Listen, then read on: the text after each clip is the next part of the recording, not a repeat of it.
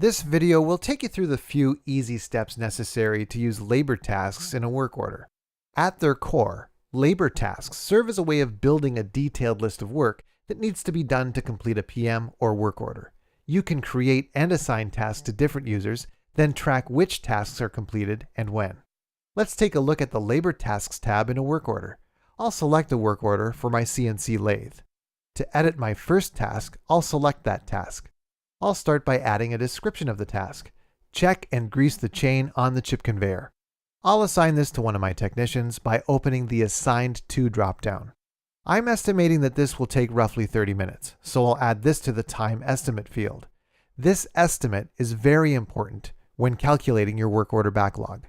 Further down, you can choose a task type. General tasks are the default tasks. They simply track whether a task is completed or not.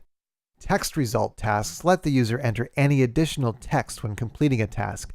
This can be useful when a task has a result like pass or fail. Meter reading tasks let the user update an asset's meter reading directly from a work order. You'll just have to pick the meter unit and you're good to go. This is especially useful in a scheduled maintenance to periodically update an asset reading. For those that have Visual Operating Procedures feature enabled, files, notes, or links can be added to the task by selecting the large Add sign. I'll add a file. If I wanted, I could add more tasks to my work order by selecting the New button again.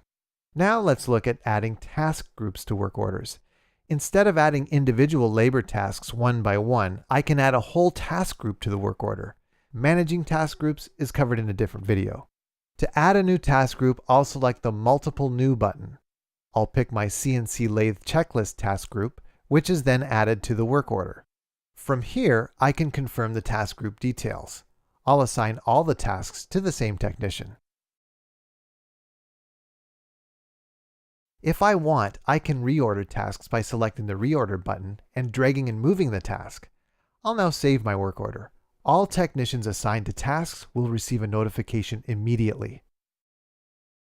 I'll now sign in as a technician, complete the tasks, and close off the work order. Checking each task will automatically fill my name in the Completed by User, as well as the date completed and the time spent. I could also click on any task and edit that information manually. I can also add some completion notes. I'll press OK when I'm done filling out the labor task forms.